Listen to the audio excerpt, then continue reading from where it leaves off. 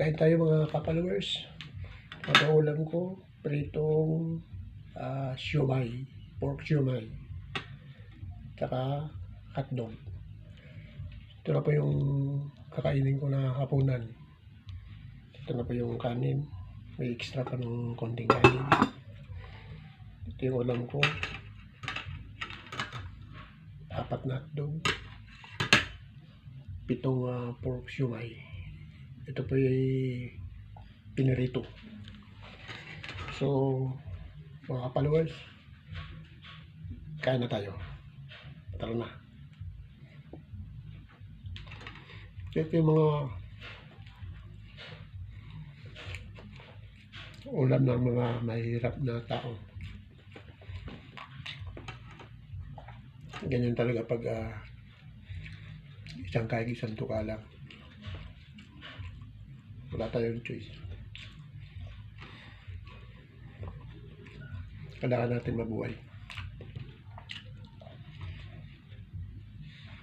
Kaya kung ano lang kaya, yun lang.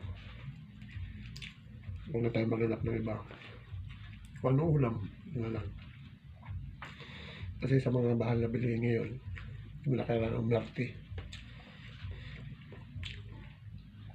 Ang importante, kung isusubo ka, may kakainin, ayos na yun. Hindi natin kailangan ng baluho pagkain. Oo, okay lang ito. Kaya na ako sa ganitong ulam.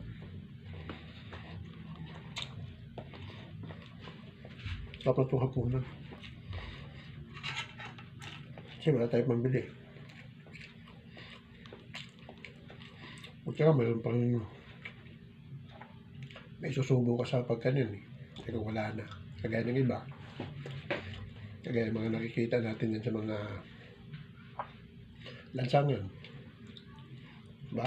Iba nagpapalimos na lang para makakain. Maswerte pa rin tayo. Kaya paano mayroon tayo susubo. Diba?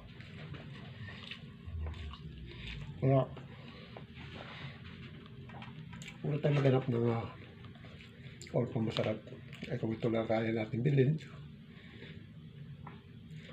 okay na rin ito. Kaysa